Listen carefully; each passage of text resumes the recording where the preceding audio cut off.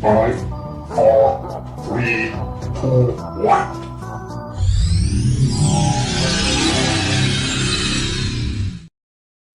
That was a bit slow.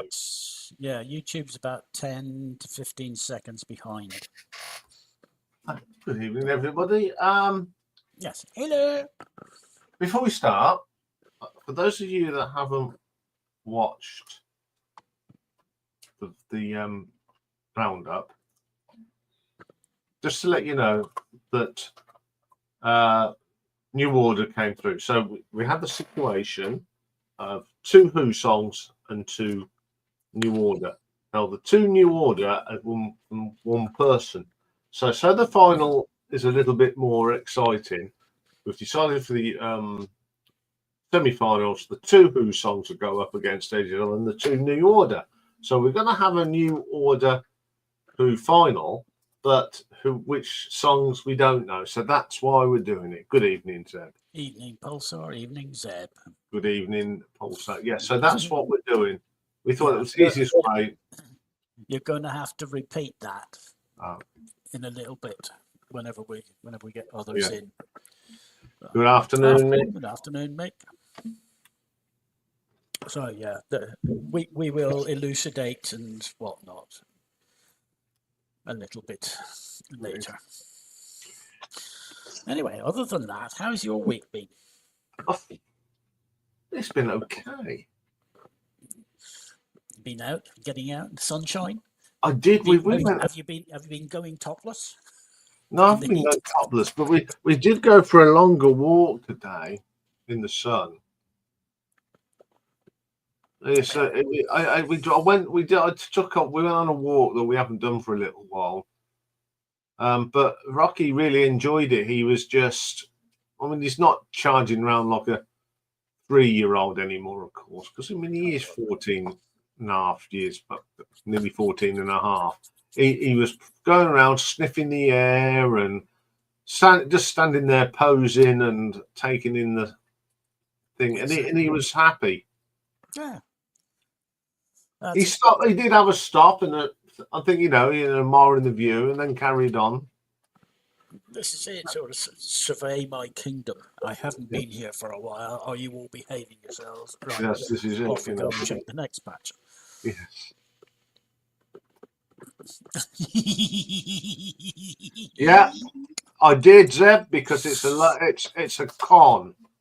It is absolute con. I've got them on.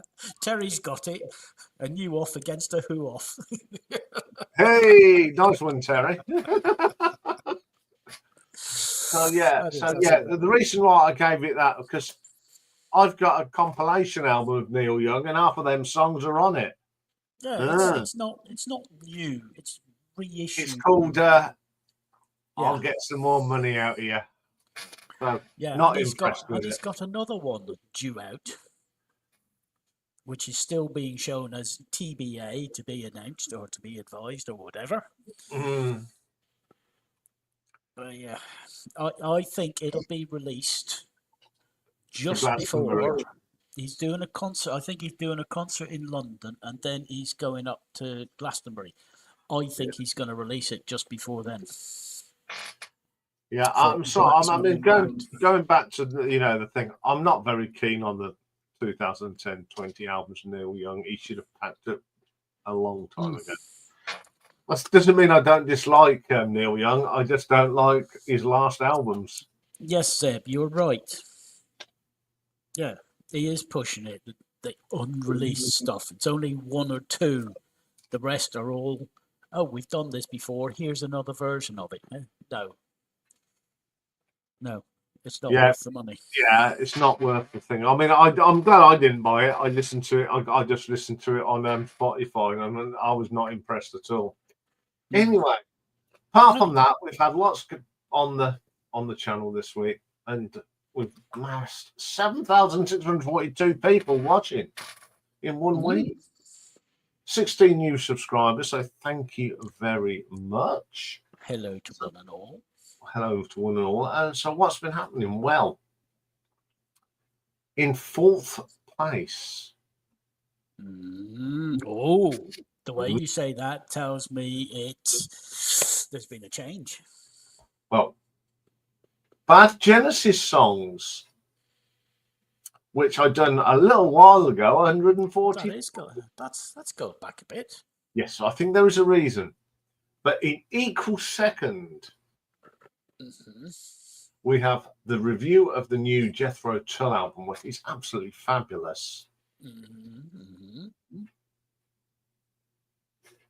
And this other equal second is the little video I put out. Was it yesterday or the day before of our little trip to Leeds? Yes, and 214. Oh, right. Evening, Simon. But not the number one is the retro ranking when I did Genesis 1 from 15, 300. So you can, and the thing is, the video after I put to show, I think, was the Bad Genesis songs. So someone has followed through. All right, fair enough. So, the top short, though, is side one of Judas Priest, Defender of the Faith. 600. 600 on side one. 171 listen to side two. So everyone preferred side one, I think. So in the 28 days, 26,065. There you go. Yes, that was good. I enjoyed doing that. I'm doing another one next month. Yeah, I think we have a theme for a few shows. Yes, Scott. Yes, I think I'll let the cat out of the bag of what I'm doing next month. Yeah. Yeah, I did a little bit, didn't I? So we've got now 7. And last month, that's not right. 80. I put too many sevens in. 87 new subscribers. It says 787. Isn't it?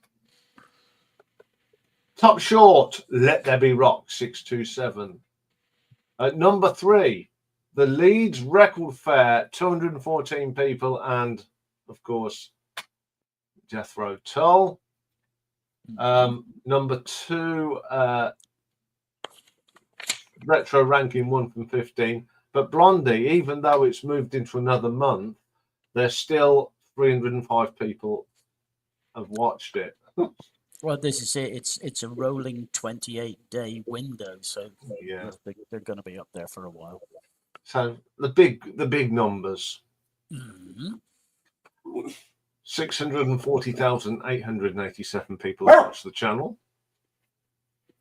We have now got 2,618 subscribers. Top short, Paul Diaz, 4473. In 5th place, Mike Oldfield, 4449. Now, my prediction about Jethro Tull has happened because in equal third on 4499 is Derek in his Iron Maiden artwork, and guess who? Jethro Tull. It was going to happen, wasn't it? Yep. But I didn't put the Jethro Tull ranking in the next one to watch. Slade 5276 in 2nd place. Quo still thrown up and down the gauntlet at 10,399. Quickly go through what I've been listening to because someone's at the door. Outlaws are now 7 out of 12. Primal Scream 3 of 12. The Levelers 3 of 12. Crossfire 1 of 3, and Roxy Music 3 of 8. And that's it. I know something that the rest of them don't. Yeah, there's lots of other things I'm listening to, but I don't say that. Anyway, I better go because I don't want a wet floor. Yes, his lordship is demanding. Right. Yes. So it's hatches, matches, and dispatches. Okay, off you go. I shall. Depressing news, isn't it? Oh well. Dispatches. Those who have passed in the last week. We've got 5 + 1, and the +1 is not who you think it is. On the 13th. Mark, aka Pork Chop Holder, American blues musician with the Black Diamond Heavies, passed away. On the 16th, Jesse Colin Young. He's an American singer with the Youngbloods. He also wrote Darkness, Darkness. He departed this Heavenly Spirit. Where are we? 17th. Now, I'm not sure how to pronounce this. Anna R. She's a German singer, and she was in a band called Rosenstolz or Gleis 8 or Gleis 8. Her death was announced, as was the death of Peter Farrelly, Northern Ireland musician with the band Frupp. Excuse me a second. Frog in throat. Not having a great day. Anyway, unfortunately, this morning it was announced that Eddie Jordan, Edmund Patrick Jordan to be precise, Irish businessman, TV personality, and motorsport team owner, passed away. But he also played in a band. He was a drummer in a band called V10. It was his band, and they were renamed in 2007 as Eddie and the Robbers after a rather disparaging remark by Bernie Ecclestone about Eddie. So he changed the name of his band. The plus one is on the 17th, and it was a rather remarkable gentleman. Paddy Hemingway, at the age of 105. He was an Irish RAF pilot, and to be precise, he was the last fighter pilot who was still alive from the Battle of Britain. Very sad to see him go. He was an absolute gentleman. Birthdays this week. Today, we've got 11. So 42 today, baby of the bunch, is a Finnish pop singer, Jenni Mari Vartiainen. 53 today are Jason Charles Beck. He's professionally known as Chili Gonzalez or Just Gonzalez. He's a Canadian musician, songwriter, and producer. Also 53 is Alexander Paul Kapranos Huntley. We know him as Alex Kapranos. He's lead singer, lead guitarist, and founder of the Scottish rock band Franz Ferdinand. He's also been in part of supergroups FFS and BMQT. Which is Franz Ferdinand and Sparks. 57 today is Ultra, I think it's Nate, it could be Nate. She's an American singer, songwriter, record producer, DJ, and a promoter. 66 today is Richard Paul Drummie, English guitarist, songwriter, and producer. And with Peter Cox, they were the founding members of the musical group Go West. 70 today is Ian Richard Moss. He's an Australian rock musician, founding mainstay guitarist, and occasional singer of the band Cold Chisel. 72 today, and Ian couldn't fathom this until I had to tell him, is Philip Raymond Judd, New Zealand singer-songwriter, and he's known for being one of the founders of two bands. One band was called The Swingers, and the other one is Split Ends. Despite several hints, Ian didn't get it. 74 today is Jimmy Lawrence Vaughan Jr. He's an American blues rock guitarist and singer. He's also the older brother of Stevie Ray Vaughan, Texas blues guitarist, and he's a founding member of the Fabulous Thunderbirds. 75 today is Carl Frederick Kendall Palmer, English drummer, founding member of E.L.P. Asia, touring drummer for the Crazy World of Arthur Brown, and a founder member of Atomic Rooster.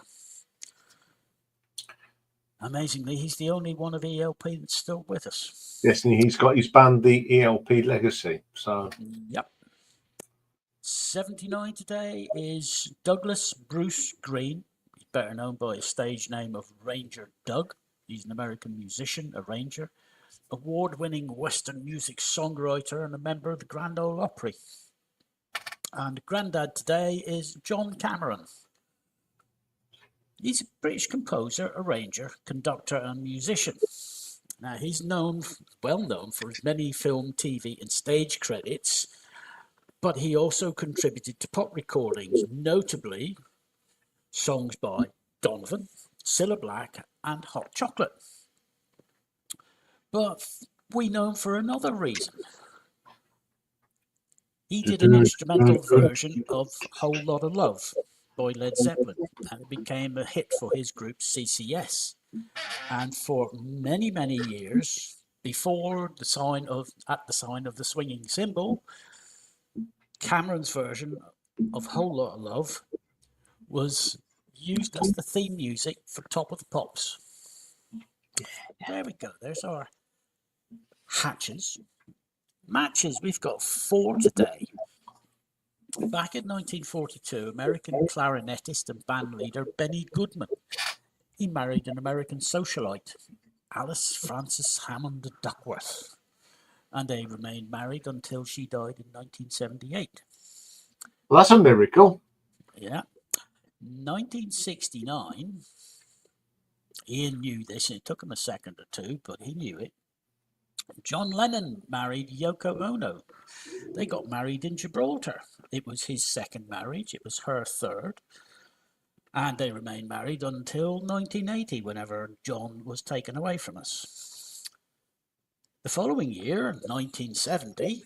And I got this. Yeah, in Bermondsey Town Hall, David Bowie married British model Angie Barnett until they got divorced in 1980. Amazing how many things happened in 1980. 1976, Iain got this one as well. Alice Cooper married dancer Cheryl Goddard in Acapulco, Mexico, and they are still married. And that means that next year he will be celebrating his Golden Jubilee. Fantastic. Which is a rarity. Even my mum and dad didn't get to that, unfortunately, but that was illness that stopped that from happening. Anyway, enough morbidity and rambling and ranting. Save that, close that, get that out. Do that, do this. Shall I add it? I'll add it while you're doing that. Oh, he's done it. Oh, What's on next week? Exactly. So let's make that full screen and off you go. So what we've got for you next week. So we've got a busy old day on Monday. We've got a birthday, another of Hugh Scott's relatives. I'm going to now rename this Hugh Scott's family birthday. Yeah, because he's got almost half of all the birthdays we have on the list. Yes. Well, all I'll say is thank you, Hugh. It's great doing these. And obviously your family enjoy it as well, which is what it's all about. And we're going to do the final part of Neil Young. We're going to look at some of his collaboration albums. We'll get there. Perfect Side. Now, I've put this one in. This is one of mine. And Dave knows why I put this in. Moody Blues, Days of Future Past. It happened to be one of our late friend's favourite albums. Mm-hmm. And it was always on in the car. His car, yes. Yes, it was always, if you got in his car, this would be playing, which you don't mind because it's great. So, yeah, a bit of the Moody Blues. Yes, it was our friend PK's favourite Moody Blues album. It happens to be mine as well. Mm-hmm. Only because I think I've heard it so much, and I put this on, and it all just reminds us, or sitting in his lounge, drinking vast amounts of that 69 whiskey.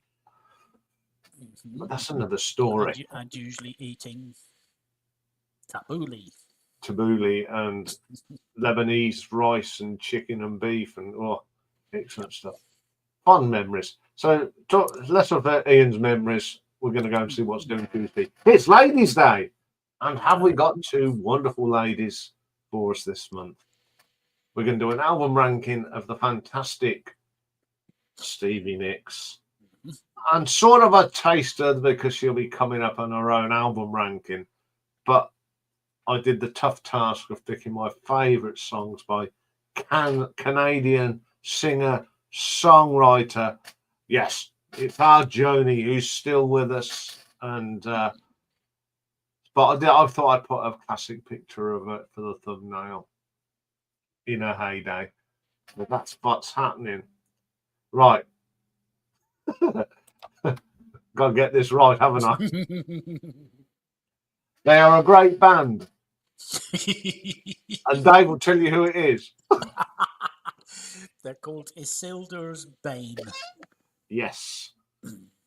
So I'm doing them.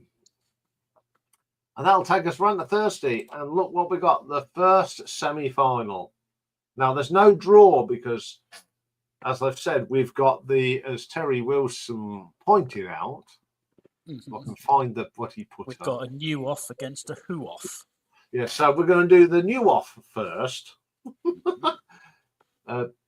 Bizarre Love Triangle and Blue Monday. And pick a mix. Now, this is a must for all Uriah Heep fans.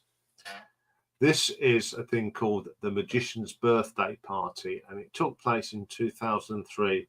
Not only was the current band of Uriah Heep at the time, 2 past members came up, one being the magnificent Ken Hensley and John Lawton. So you got a lot of Heep. It's a brilliant concert. So I'll be reviewing that. I'm looking forward to that. Then Friday, we've got a bit of a proggy day.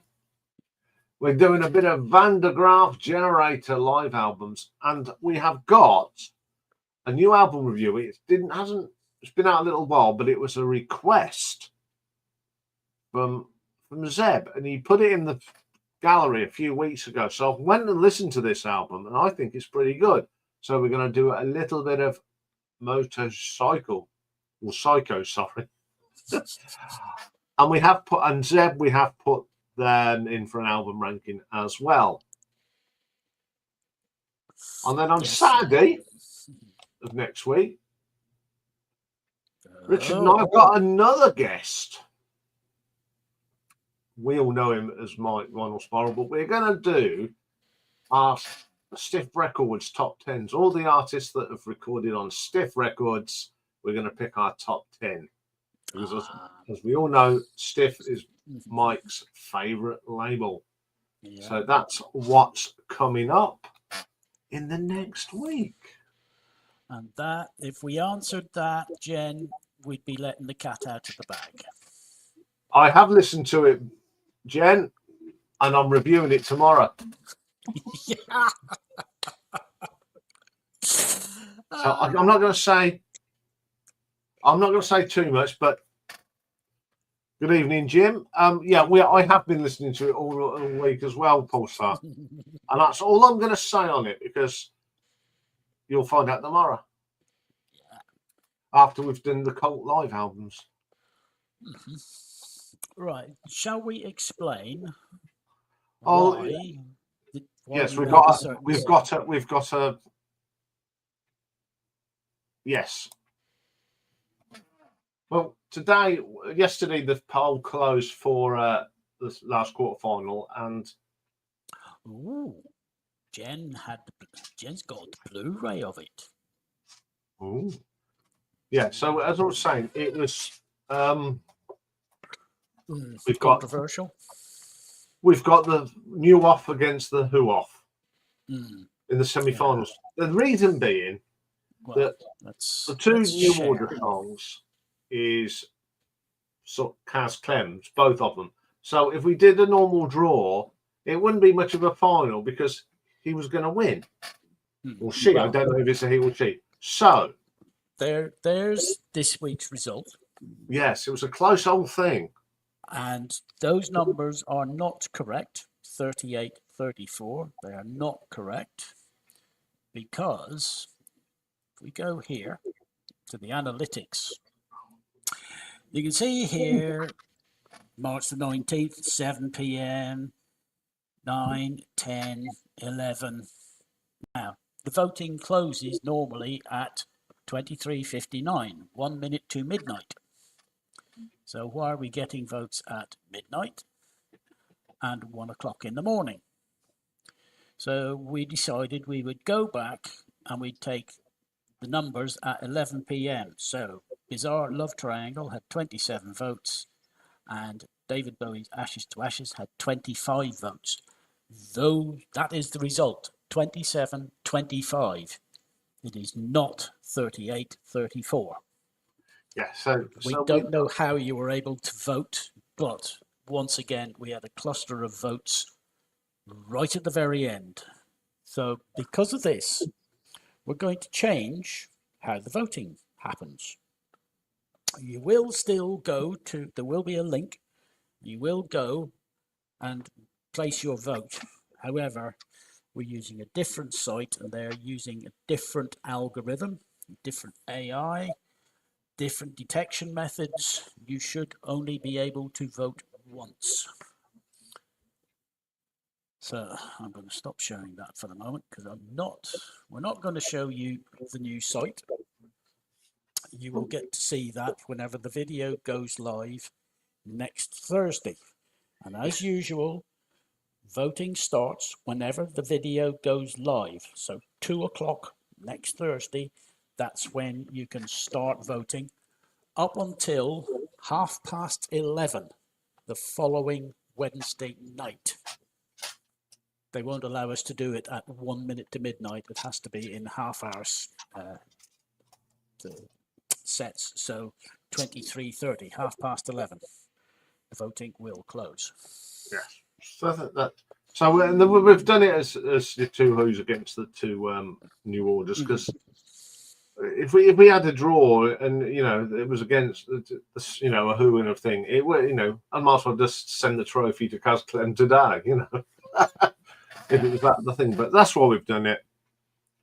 Yes, Stephen, you're correct. Yeah, it's on the horizon. It's on the horizon. Yeah, I'm looking forward to it. So that's why we're doing it. So we'll take it from there. Yeah, I haven't. What have I been watching this week? Hang on a sec. Jen, you like the result. Bizarre Love Triangle for the win. You didn't vote because all the votes in that one that came from the US went to David Bowie. So come on, you'll join in the voting next week. In fact, I will send you the link on Instagram. Yeah. There you are. That's the sort of person I am. I will send Jen the link via Instagram so she can go and have a vote. All right. So let's continue. Yes. Well, obviously, I've been listening to stuff to do with what's coming up, and that's spoiler alert. So you're not having any of that. Except to say, it's going to be classic. Yeah. Don't do it.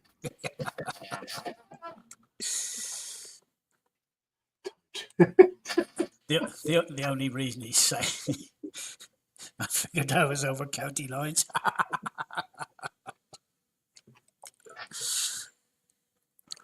No, we don't talk about county lines. not in this country. Oh dear. Yeah, so well, it's been an interesting week. Yeah, no, well, the voting is international. Anyone can vote. Yes. Bonsoir. Bon après-midi, Romuald. Ça va? It says bon après-midi, yeah, because it's in the middle of the day, isn't it? Camel? Been done. Oh my goodness. Right, you yak away. I will go and find the link and put it in. Well, all I know is about 3,000 people have watched the video, Stephen.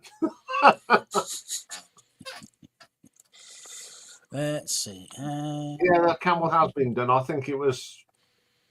Well, I'll tell you when it was done. The 28th of July, 2021. Yeah, I hadn't. I was so if you watch that, you'll see my old house, and you'll probably hear 4 piddle paddle pitter patters. When that video was made, we had Marley. No, stop trying to show me that. I don't want that. Go away. There we go. Thank you very much. Copy that. Go to here. Paste it in there. Boom. See, there it is, right. There you go. Yeah. If you want to watch a camel video, that's the one to watch. Dave, that's horrible. Yeah, have a good day, Jen. Thank you for dropping in. It's always a pleasure. Thank you very much. You certainly should, Stephen. They are a great band. Yes, it's the middle of the afternoon. It's 4:30. 4:30. It's 8:30 here. Well, let's take that down now. Yeah. So, yeah, it was. So I've listened to some interesting stuff as well this week. I've been going, as I said, going back into the classics. Rocky's been enjoying the weather. Do you know what? This afternoon, when I came in from shopping, I didn't shut the door, and he sat in the front of the door, just sitting in the sun. Ah, bing. Hello. Good morning. How are you today? I'm good. It's springtime in Japan. It's spring here today. Yeah, it's the first day of spring today. It did get up to 17 degrees here today. Wow. Here too. Oh, you lucky buggers. It didn't get above 12 here. Hello, seniors. We're having serious words. Well, yes. Not going to deny it. Yes. Well, I'm not yet. Not just yet. I'm still in my 50s. But I am a man of leisure. Only I am a man of leisure. You are a man of leisure. Yes. Anyway, did you like my hat, Michael? I did very much. It completely transformed your look. Brilliant. So yes, that's the Brian Johnson. That's my official Brian Johnson hat. I can't sing like him, so. Oh God, we know that. Anyway, I watched your tea time, Mike. I watched your purchase video, even though I know exactly what you brought. But yeah, no surprises for you, was that?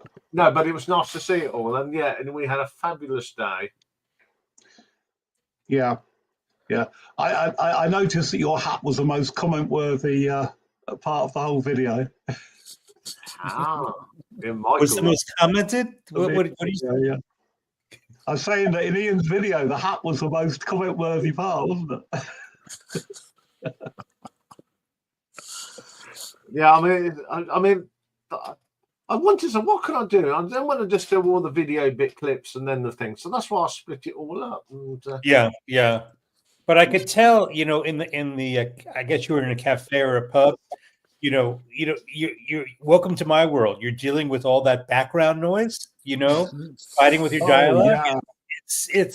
It's a real challenge. I'm learning more about like microphone. Yeah, it's the first time I've really used the filters.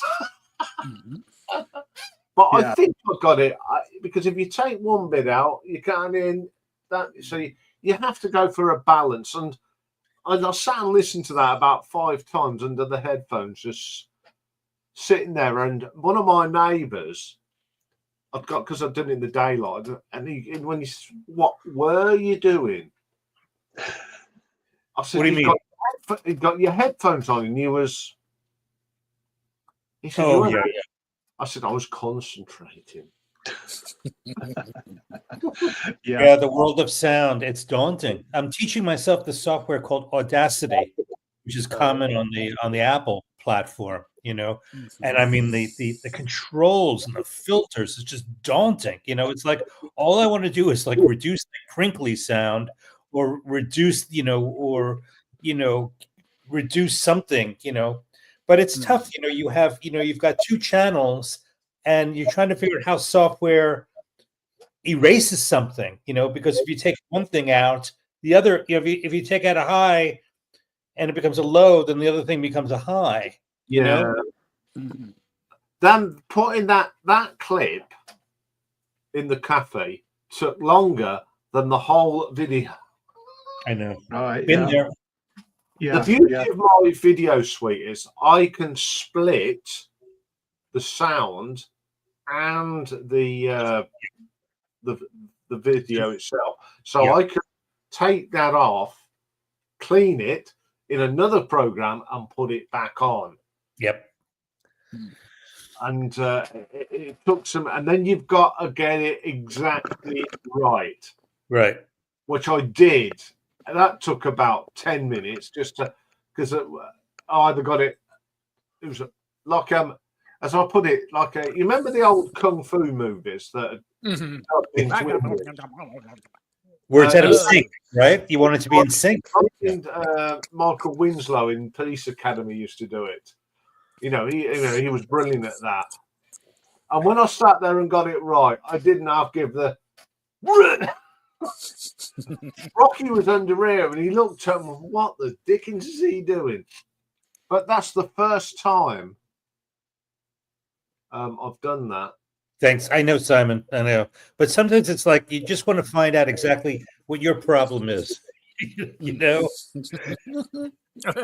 say that in this channel. You'll get lots of answers. No, I'll figure it out. I need to, a guy who really knows how to do this kind of stuff is like George Borton. Yeah. He was the king of but yeah, I mean, that was the first time I've had to take off. I was determined to do it because when I listened to it raw, I thought, no, the sound's right. I've got to do this. And that's why it's taken me a little while to get that video out because I wanted it to be as perfect. It's never going to be perfect, but I think I did a. Yeah, the cafe volume was a bit loud. I wasn't many. So that would have been the answers that you were going to get. You want to talk 12 inches today? You want to talk about 12-inch records? Yeah, I know you, but your video that. Yeah, I mean, a lot of it wasn't my thing, as you've told us that it's more dance, but I've never seen so many 12-inch records in one place. Yeah, I know. And there's another. I got a video earlier from another store called Ginza Records. They had a ton of 12-inch, and they had a lot of British stuff. And I have some footage from that if you want to see it. I can zero in on the British stuff that they had, Echo and the Bunnymen, and a few others. Yeah, go for it. Yeah. Well, while you're sorting that out, I only brought 12-inch singles. I don't know about you, Mike, is if you got like an extended version or an extra track, or for example, Market Square Heroes Marillion, the only way you was going to get Grendel is if you brought the 12-inch. Right. Now I brought an AC/DC, You Shook Me All Night Long. Not for that. On the B side, it got a live version of She's Got Balls with Bon Scott singing. So that's the only way I would buy 12 inches. I don't know about you, because I haven't got many 12 inches. I've got a lot more than I imagined that I had, and I've been buying them more recently because they tend to be quite cheap for some reason. 7-inch singles can be, quite sort of prohibitive sometimes, but 12-inch singles, not so much so. But what I was going to say is the video that you showed the store last week, Michael. Yeah. I think, his sort of 12-inch singles were more sort of like the they're sort of original 12-inch singles in the sense that the original purpose of them, wasn't it, was to sort of provide to DJs. Correct. And and there wasn't really a big sort of, as far as I know, there wasn't a big sort of retail market for 12-inch singles initially. They were all sort of, they were all sort of circulated within, within the sort of record business, to DJs, to the radio stations and whatever. And it seemed it was only in sort of like, I suppose, the 80s when 12-inch singles started to be released, for the general public, just as singles.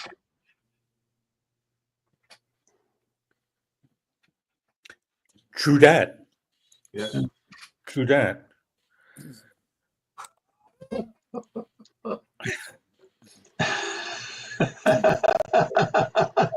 Sorry, Yeah. if you can hear me. You have a little problem, do you, Simon? Yeah, Terry. Yeah, they are. I've heard of the band Nuts. Yeah, and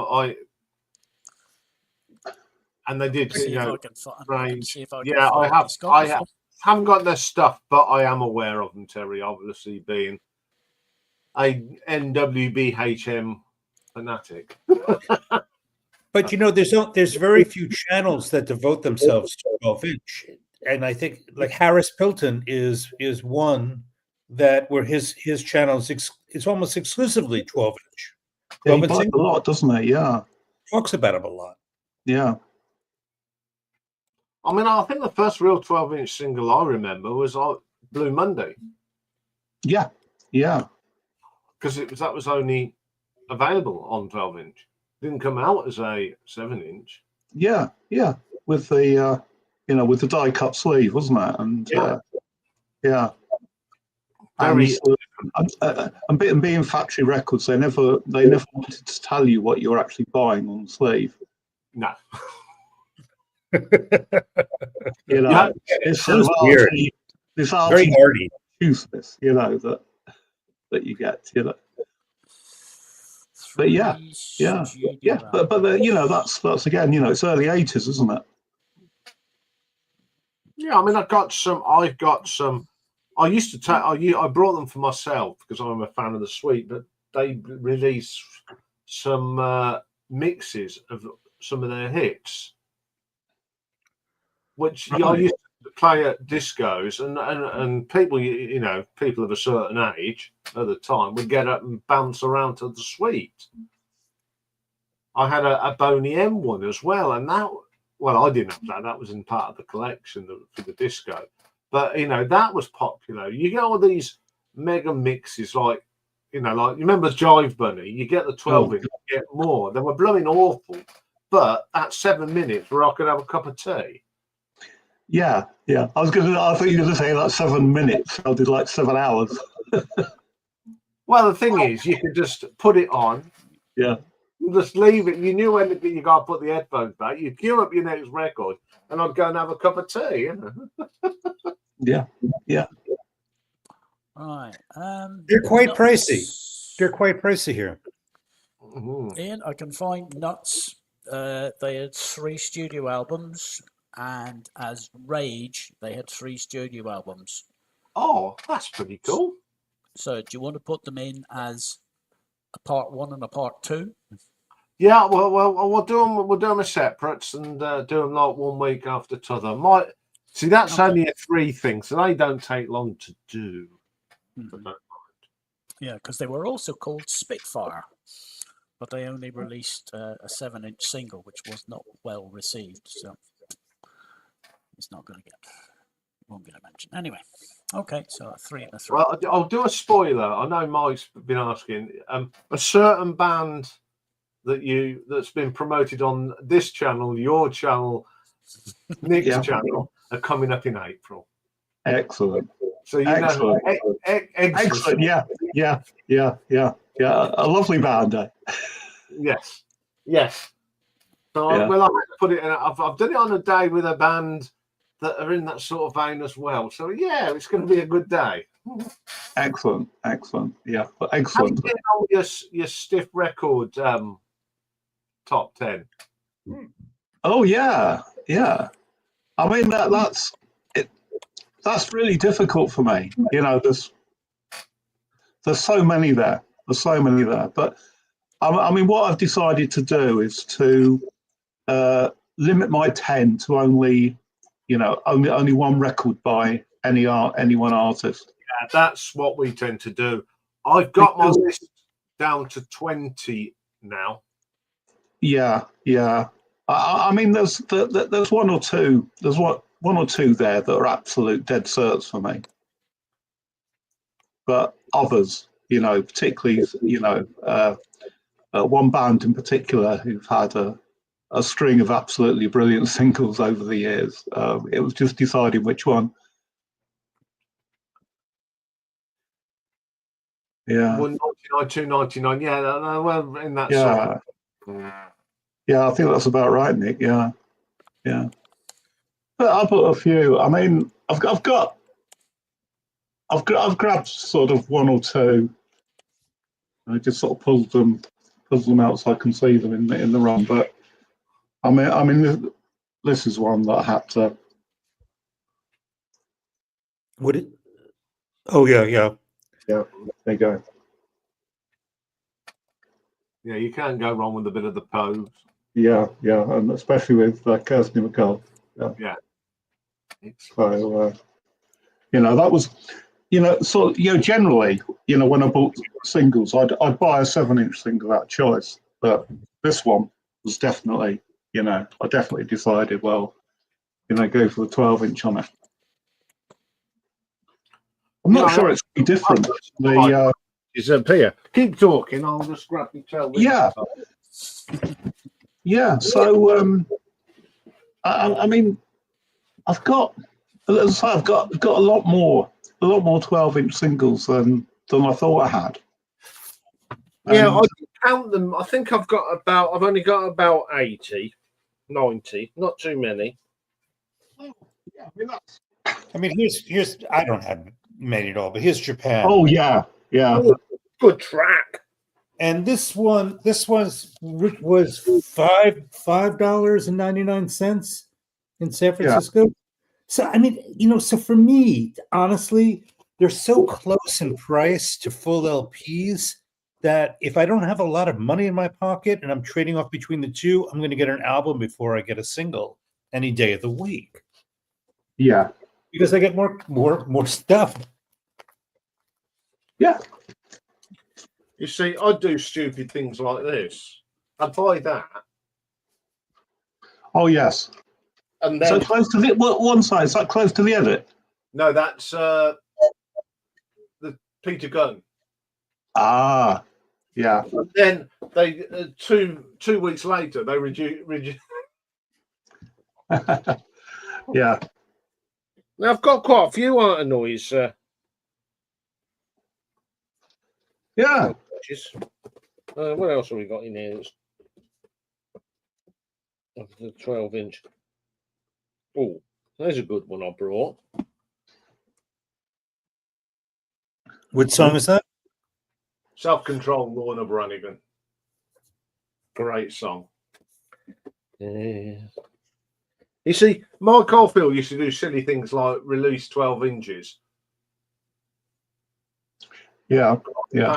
From 1984. I just saw one that I must show.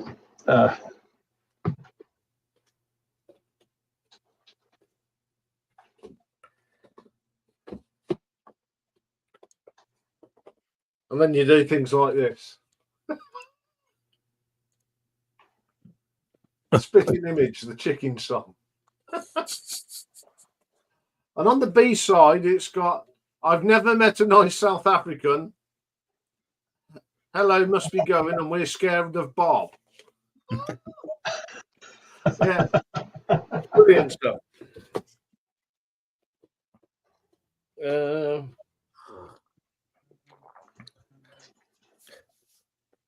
Well, I mean, you know, you're going to buy it for the remixes, right? If you really love the song and there's a variation of the song on that single, just like that. ZZ Top's Legs. The metal mix. So how is that? What's it, the metal mix? It's just got a fancy introduction. Gotcha. Nothing special, you know. Sometimes you get conned, didn't you? You know. Yeah, you get. It sounds like a con to me. No, I didn't buy that for Radioactive. I brought it for 2 City Sirens and Live in Peace on the background. On the excuse me, on the back. So that's the only reason I brought it up. What else we got in here? Oh, another Art of Noise, because this is different to the one on the album. Max Headroom. Oh yeah. Yeah,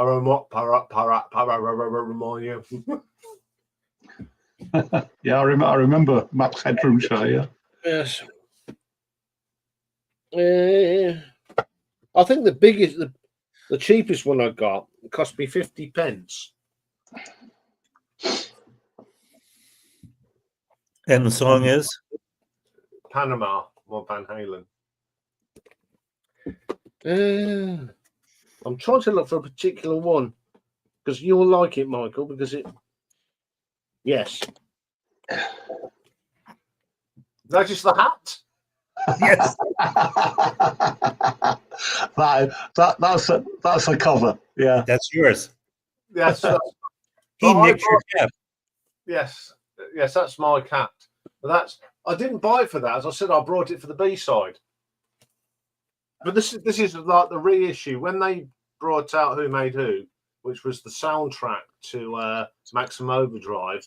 This was on it, and when I saw this, I thought I don't want it. And then the guy in the shop said, "You have a look what's on the B-side." I went, "Yeah, I want it then." Yeah, so that's the only reason I brought 12 inches. You know, it's. Yeah. You get the odd EP, another EZZ top.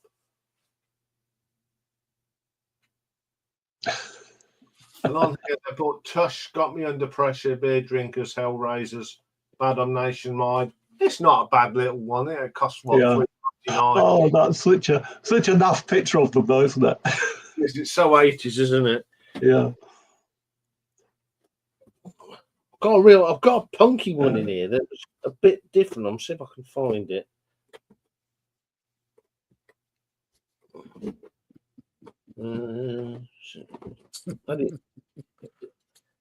Got some real naff stuff in, some really strange. Thank you, Will. Yeah. Hang on. You should have made yourself big while I was off doing this. It is a sort of punky post-punk version of Madonna's Like a Virgin. I kind of vaguely remember that. I vaguely remember it. Yeah, but it's a better version. Yeah. Any more? Well, I'm just.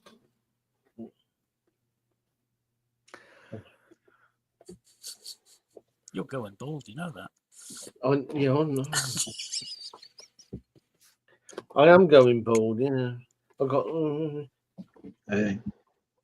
I gave up in about hair loss all time ago. He's joining the club. Yes. I can't find it now. Oh, and I buy Silly Records as well. No. Yeah. Rory Bremner. Brilliant. Yeah. That was actually quite funny. I mean, was down at the Oval, isn't it? Yeah. I did buy another Silly record if I can find it. It's going to be here somewhere. This will be my last one. So I'm getting a crick in my neck. Yes, I did buy it. Yeah. I know. It's a good version of it, though. That's the thing. They were very popular. They were extremely popular. I mean, on the B side, you got Fistcuffs in Frederick Street, which is a great song. Proper punk. Yeah. Oh yeah. I mean, they were a proper punk band. I mean, they were just pissing about all the time, you know. On the Volume record label. Yeah. So that's the sort of thing I'd buy on 12-inch. Yeah. Just for the sheer hell of it. You can make me small now. Yeah. Well, yeah. I mean, what I bought is slightly different sort of vibe to the stuff I've been buying. So if you'd like to see what I pulled out here. Sure. Yeah. So here we go. Stiff Records. They are not a 12-inch single. It's a giant 45. I like that. That's Yeah. Sex and drugs and rock and roll. But the 7-inch single has got a different B-side. A little bit of Ruzzle is the B-side of the 7-inch single, but this has got Sweet Gene Vincent and You're More Than Fair on the B-side. It's got 2 songs on the B-side. Yeah, two songs. Yeah. Okay. So it's and it's an early Stiff record, so it's got it's got the nicest of the. So that would make it an E. Would that make it an EP? By the very top? I don't think so. I mean, this is it. I remember on the VC there was a bit of a debate about EPs, mini albums, extended singles. Where do you draw the line? I don't think anybody really sort of actually came up with the answer. I mean, I'm pretty certain that this was a single as such. It was marketed as a single. But, could be wrong. Yep. Yeah. Yes, it is a nice picture of Ian Jury, isn't it? It's one of the classic ones. But here's another of our heroes. Mr. Nick Half Lowe. boy and half a man. Nice. Yeah. And the hype sticker here says half a boy and half a man, half a record for half the price. At least they're being honest. So you've got 2 tracks on here, Awesome and Cruel to Be Kind. But there they are on side 1, and side 2. Oh, weird. Is blank because it's a marketing sort of ploy. It's a little bit of a joke from F.Beat's record. Yeah. So that, and then an extended play is more tracks than single. Yeah, doesn't really help, does it, Dave?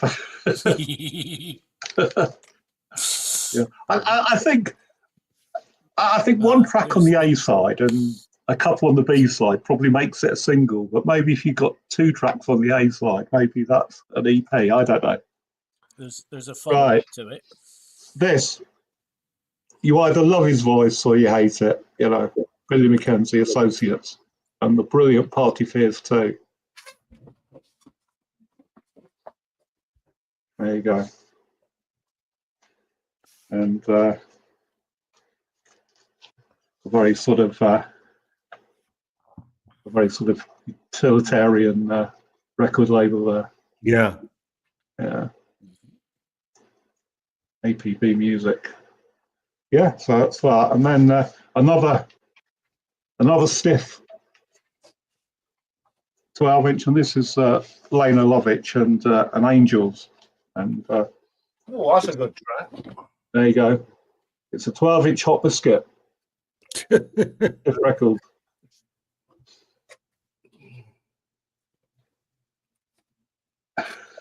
Yeah. He's absolutely right, isn't he? Yeah. Yeah, that's right. I try not to be a completist, but sometimes you just sort of tend to get carried away. And a band that I know you sort of quite like, Michael. Oh yeah. Very nice. Inconvenience and Pretty Boys. And then I you've think got those are from the you've first got an, record. you've got an extra track. This is one where you've got the extra track to the 7-inch single, which is a remix of Headache. So all of these tracks, well, apart from the remix, all of the tracks are on playing with the different sets. Who's the label? What label? What? It's Human Records. Huh. I don't remember Human as being their publisher on the first. I'm not sure. I'll get a couple of albums out in a minute and just have a check. Anyway, Okay. just one more, and this is Okay. sort of a modern 12-inch. Yep. And this is, the obligatory lead band for me, Yard Act, and the Trenchcoat Museum. So that was from sometime last year, I think. But I am a bit of a completist on Yard Act. But having sort of, so it's on Zen FC record label.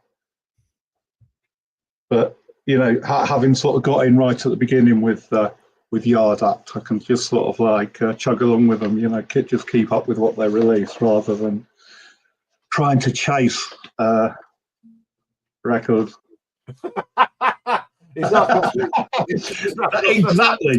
Exactly, Simon. Actually, somebody today, a comment to my the video I put up today.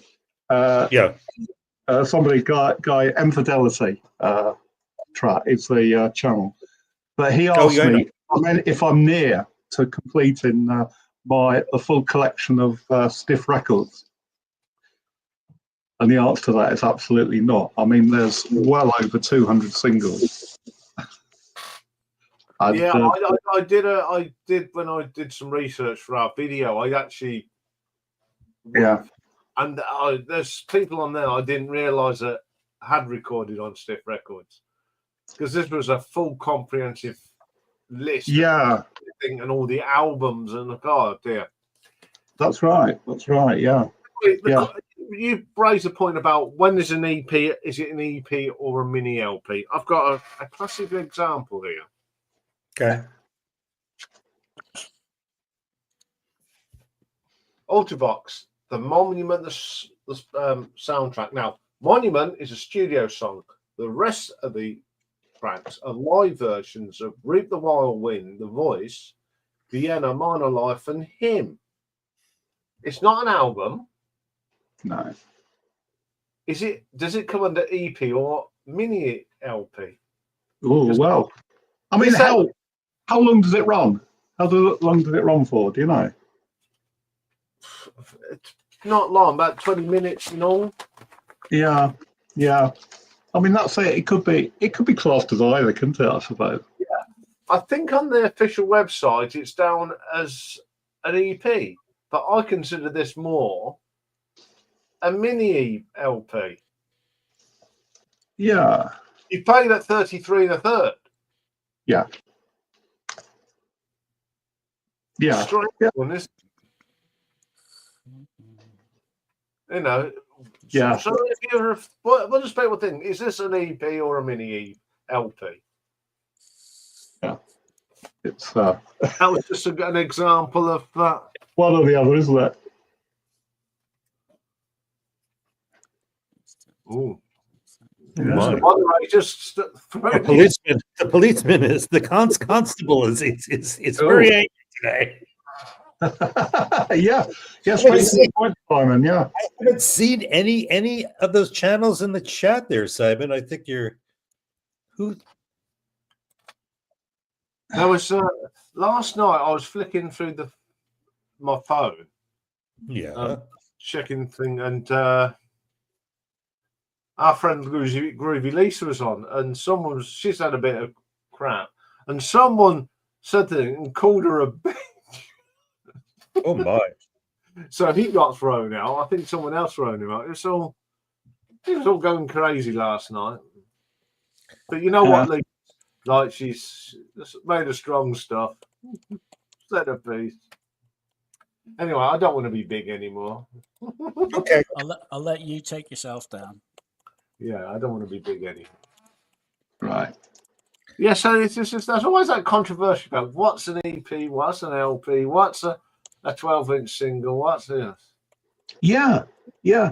Because there's all sorts of formats, and I mean it's like the also, and I think Richard showed quite a few of these, and it's double singles, There's a double response 7-inch to singles. that. There's a response to anyone calling a woman a bitch.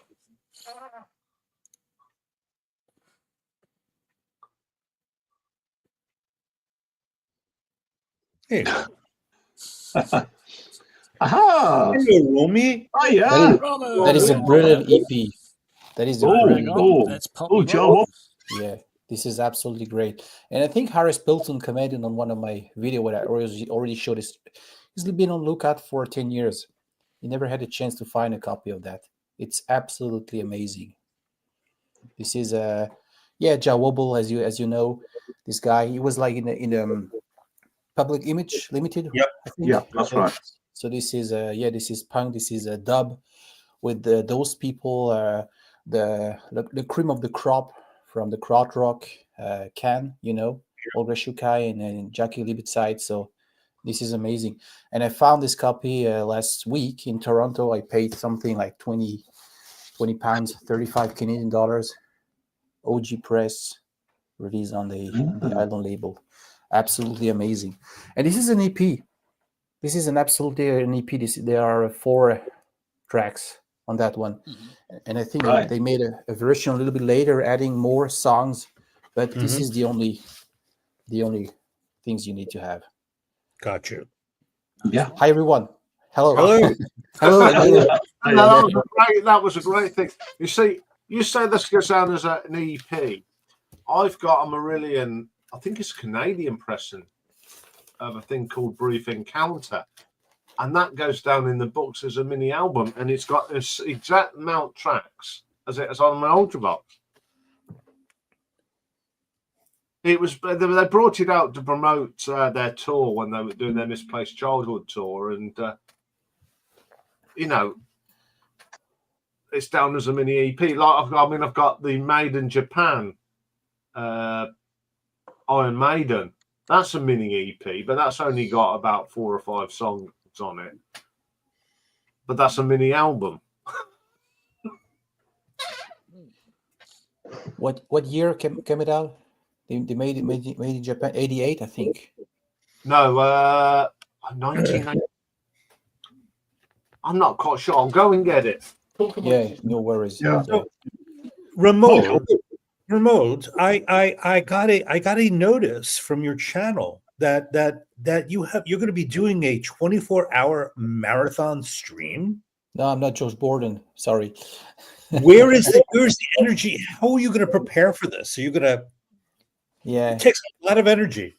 Yeah, it's a crazy idea. As I said, I'm not doing a starting thread or challenges, but my channel turns 2 years, and it's always a challenge to have all my VC friend to finding the right slot because of the time difference and their personalities.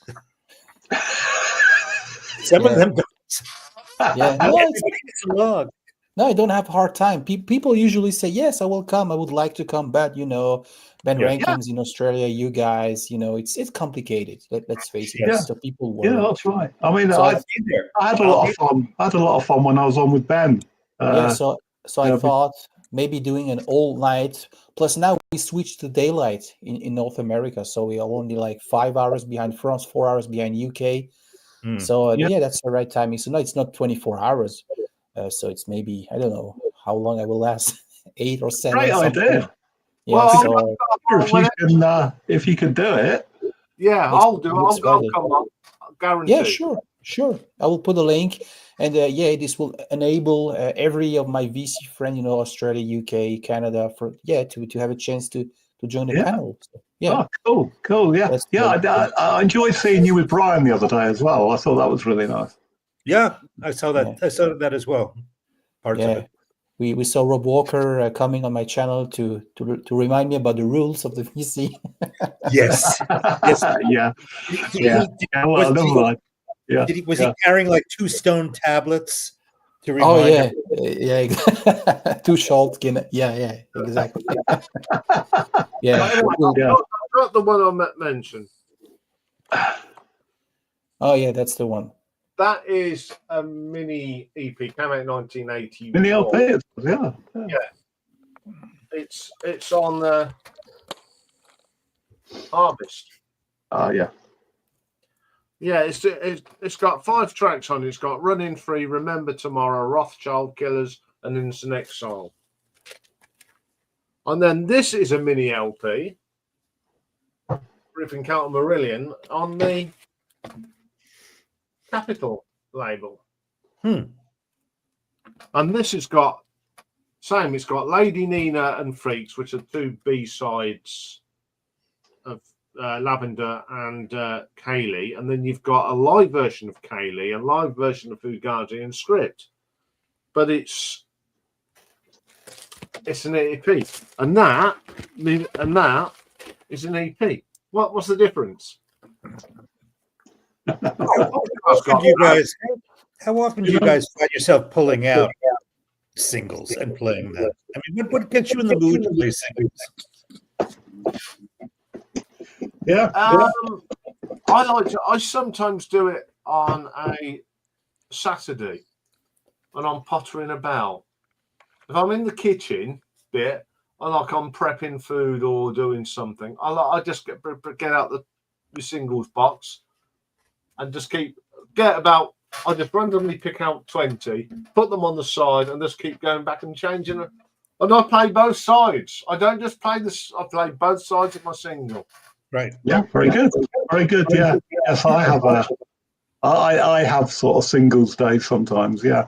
But yeah, Mike is like the au pairs. I mean, I'm just pulled out sort of like a couple of singles here. There you go, and that's the.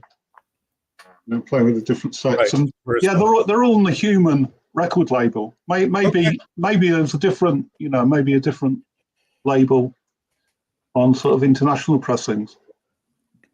It is for Sense and Symphony. Which sort of happens sometimes because a lot of a lot of Stiff Records sort of artists were contracted to Epic, I think, in the States.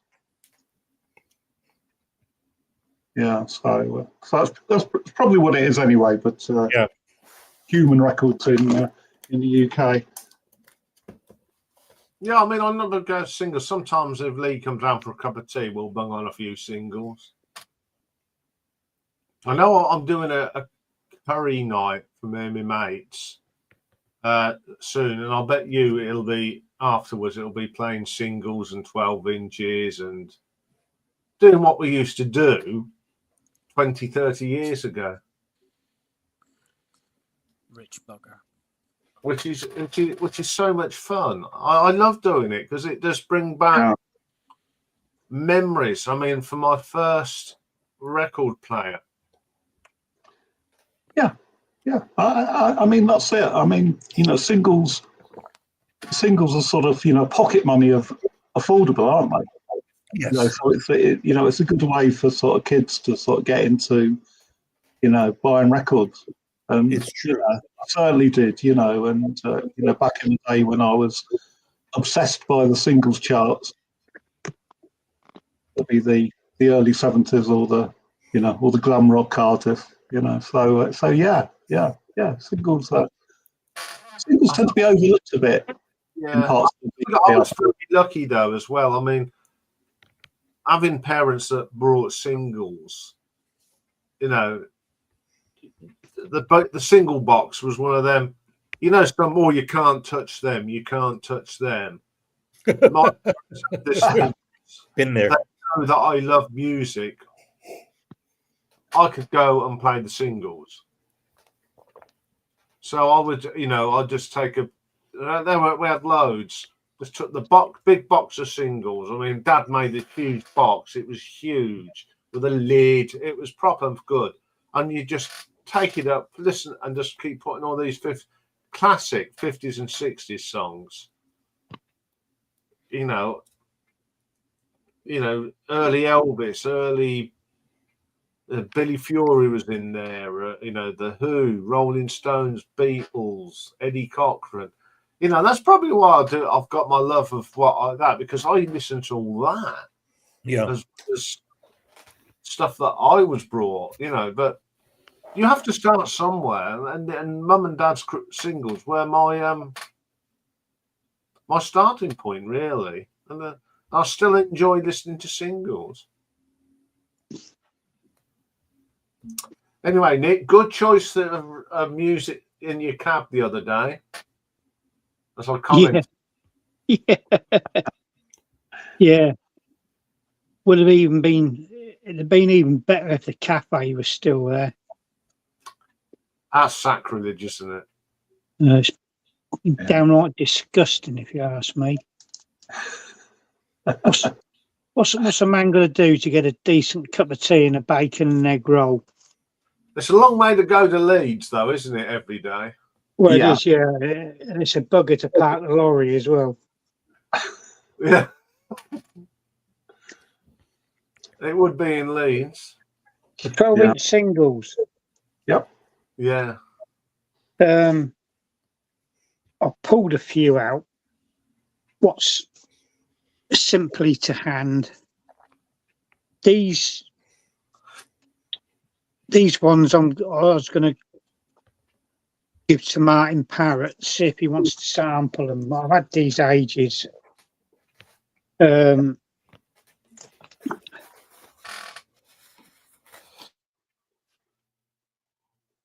Mankind, and this is like a take of the Doctor Who theme tune. It's like a funky.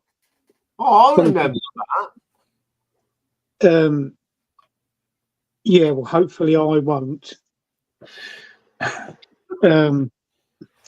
It's rubbish. But it was only 50p. But I tell you what, it's got one of the nicest labels I've ever seen. Oh, that is nice. Pinnacle Records, I've heard of them. Yeah. It was released 78 on ordinary black vinyl. Mm-hmm. And then it came in red vinyl, green, brown, yellow, silvery grey. And the other one, I've got 2 copies of this. These are only 50p each from a car boot sale. I've got another copy as well on blue vinyl. And I did think to myself, oh, should I try and collect them all? But I don't particularly care much for the music. I think it's bloody horrible. So I thought Martin Parrott might want to sort of sample them. There's another 12-inch one I'm not very keen on.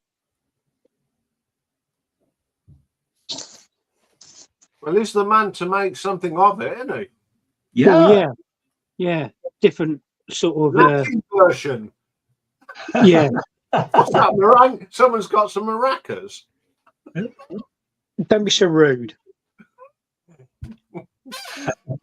Yeah, Doctor Who Latin. But do you know? I didn't even get to the second side. I'd had enough after listening to the 2 on the front on the A side. These are like sort of funk, like it says on here, variations on a theme, a funky sort of. I much prefer the old proper Doctor Who theme, to be honest. So yeah, another 12-inch thing. All these were sort of directly behind me in a box.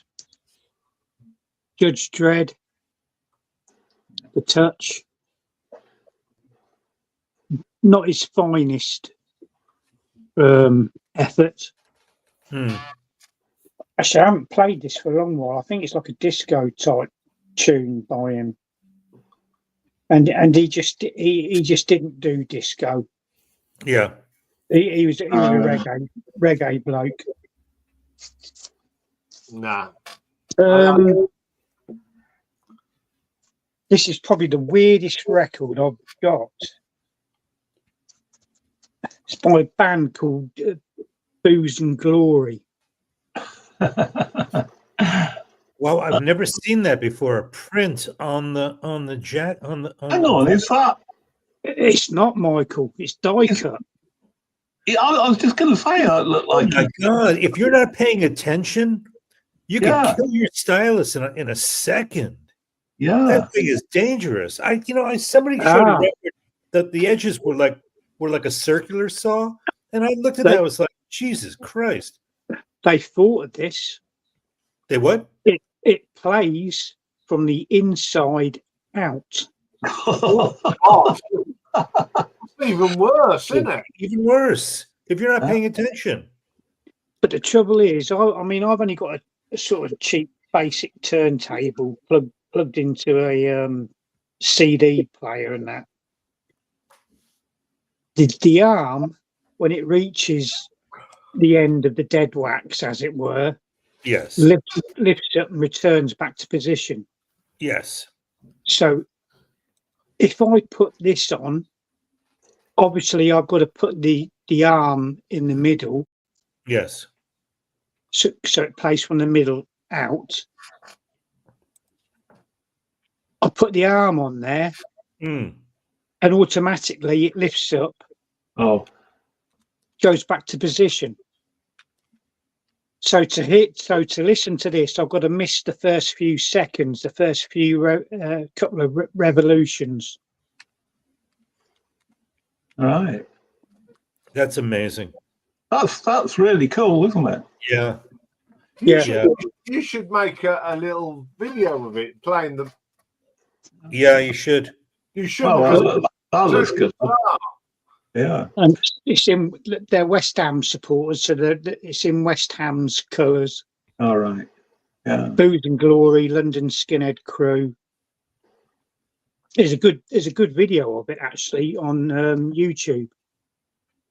They're in Camden Market and they're in a West Ham sort of based pub. That's the kind of thing like a company would make at an event, a limited edition. But that was a retail product, huh? You could buy that it was distributed in record stores. I had to order this from Germany because I couldn't find it over here. Yeah. And that's an unusual record I've seen in a long time. Yeah.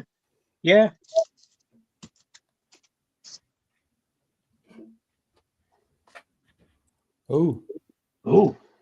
Scarcid. This was a total blind buy when I got it.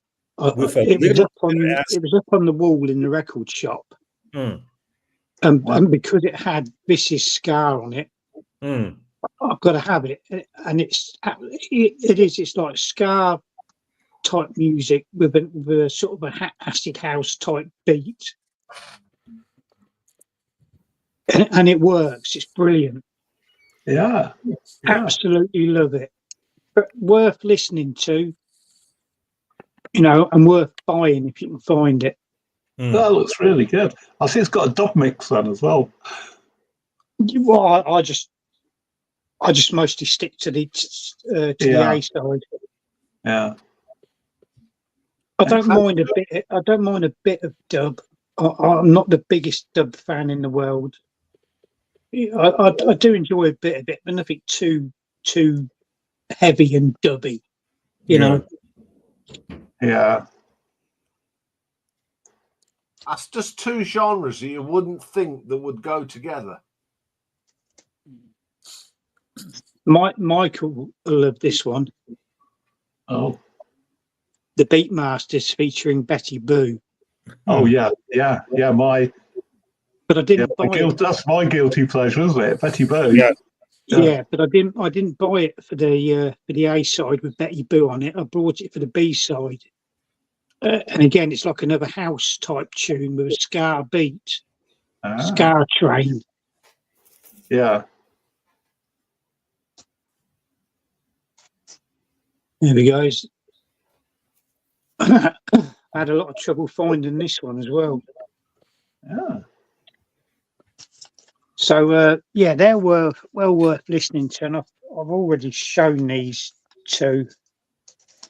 It's well worth hunting out 12-inch singles by the Beat, because you often get remixes and extended versions as well. Yeah.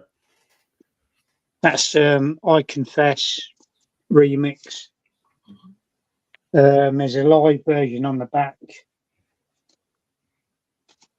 and another tune called Spar with Me. I think it was. No, these haven't got remixes on. Not all of them did, but a lot of them did. Again, the Beat. And there was a time when a particular song came out. I remember the Jam, Beat Surrender. I went out and brought the 7-inch single,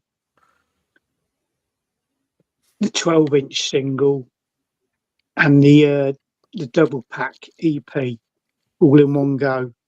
Yeah. And I remember doing the same with a King Kurt record as well. 7-inch single, 12-inch single, and the picture disc. Ah, right. And yeah, that's what I picked out. That's what was to hand. Yeah, good stuff, Nick. Good stuff. But I've got plenty of other 12-inch singles. But the trouble is, it's the time to sort of lift all the boxes around and hunt them out. You have a unique cataloging configuration there, do you, Nick? Box. Yeah, just put everything in a box and forget about it. Yeah. But I know where everything is. I'm sure you do. I'm sure you do. I do. Just not a white glove, anal retentive kind of a storage kind of a situation. That's right. Well, Yeah. When downstairs that is deserves a in the plain house is cover, complete, I'll have proper shelving. Gotcha. What? That deserves a what? That deserves a plain generic sleeve. Yeah. Yeah. My daughter's got that on 7-inch single. Yeah. Well, I went one better. Yeah. I've got the chicken song as well on 12-inch. Yeah, I have. Yeah. Yeah, I see it earlier. Yeah. But We're scared of Bob. I've never met a nice South African on the B side. Yeah, I can't say the rest of it. What an odd title. For I even brought this, but I was doing discos at the time. Oh, good God. Oh, Yeah. no. Oh, an abomination, isn't it? Yeah. You know, you don't have to like it just because it's a charity. No. Yeah. It's all for charity. Yeah. You got a nice compliment from Simon there. Yeah. Yeah. Simon knows quality. Yeah. Just reminded me, show those, comedy 12 inches. There you go. I've got Lexi. that as well. That's good. I've got Yeah. a 7-inch single as well. Who is Yeah. this? Wait. Who is this? Alexi There you Sale. go, Nick. Stick it up. Lexi Sale, yeah. If you get the chance, Mike, Yeah. take a listen. See what you I think. will. So come on, who's it by again? Longsy, is it? Longsy D's House Sound. Right. Okay. I'll give that a listen. It sounds like it should be good. Yeah. It's a good infectious sort of dance beat, you know. Yeah. And the same with that one. Yeah. I mean that made the charts, didn't it? Yeah, but, on the strength of the A side, Hey DJ, I Can't Dance to That Music. Yeah, I remember the song. Yeah. But yeah, if you can, give them a listen, see what you think. Yeah, I'll let you know. It's different. Nice compliment there. Yeah. And that's it. Yeah.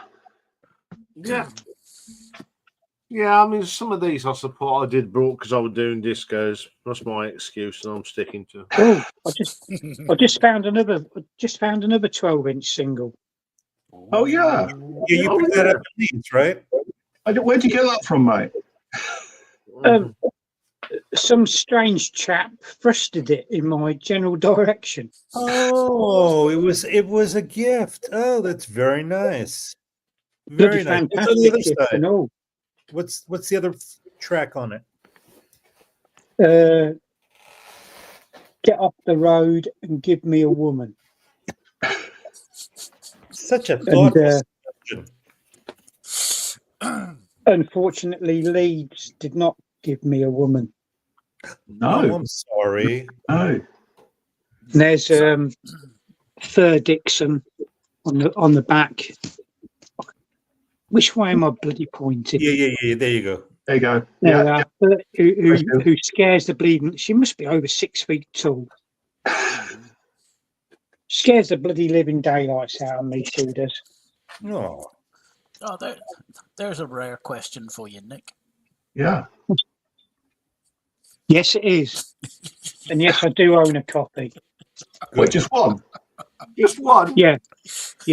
But that situation, I'm sure, will be rectified in the coming days. Oh. Ooh. And I've listened to that. What do you think? I think it's quite poppy. Yeah. I did enjoy it though. This is the very first Elvis Costello album I've ever owned and ever listened to. Never get mentioned on the VC. How did you find ignoring? How did you find not discovering him when he was constantly played on the radio when he first appeared? I've got a few singles by him, and that's all I felt I ever needed. But I did enjoy that. Thank you very much, Mike. So you knew his music, you just didn't feel compelled to buy anything. I suppose he's one of those artists. But if I saw the record or whatever, I'll get it another time. Yeah, and I never did. And before you know it, they sort of fly past you. Right. Yeah. I mean, I think with Elvis Costello, I mean, I like his music. I mean, particularly the first few albums. But there's something about Elvis Costello. He's not very likable. A reason. As a character, you mean? Yeah. And I've only ever seen him once, and it was on the Live Stiffs tour in 1977, the first of the three Stiffs tours and the best one. So you've got Nick Lowe's there, you've got Ian Jury, Reckless Eric, and Elvis Costello, and it seemed that Elvis decided, in his own mind that he was the star of the show, and it didn't quite work out like that. And I think by the time the tour got to Leeds, what they were doing is that they were rotating the running order. So a different band ended up sort of playing the final set. In fact, I think it was either Ian Jury or Elvis Costello, and you kind of got the impression that Elvis didn't really want to be there anymore. And there's a clip there was a film that Stiff did of the tour, and they used to end each show with everyone coming on stage and singing "Sex and Drugs and Rock and Roll." And so every on the video, everybody comes on stage, and they're all sort of getting into the spirit of it. Apart from Elvis, who has to sort of virtually be dragged on stage, and then he just stands there with his arms folded, And apparently, it was he felt that his nose had been burnt out of joint, that he was going to be the star, and it turned out that the person everybody wanted to see was Ian Jury. He was full of his own sort of self-importance, wasn't he? Yeah, I think that's it. That's how he came across. But having said that, his early albums are really fantastic. Up to about, I think Spike was probably the last one that I thought was really good. But Get Happy is a great album. I love that country record that he did with what was it? Good Day for the Roses. Some of those tracks. I think it was kind of blue. Was it? Really liked it. Yeah. It's not that's not really my thing, Michael. But yeah. I mean, he certainly knew what he was doing, and I think I think it was an affectionate sort of tribute to that sort of music, wasn't it? It was very affectionate. Always a good thing. Yeah. This other one, that was excellent. You like that, do you? I didn't think I'd like it as much as what I did. Some of the songs is a bit of a country type vibe to them, but it's a great album. Great album.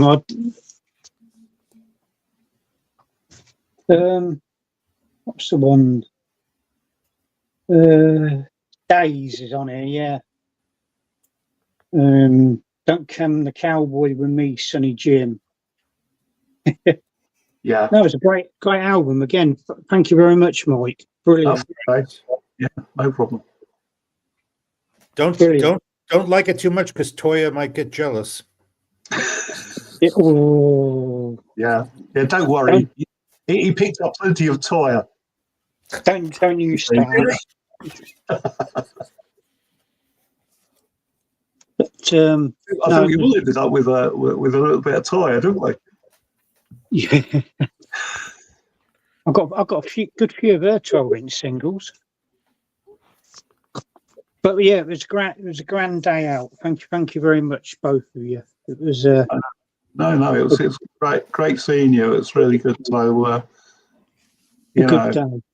It'd be nice if the thing we've been talking about sort of comes off. That'll be good. Oh yeah. How are you getting on with the? I've not really delved into it too much at the moment, but I've got a few ideas of what it is. I want to do. Yeah.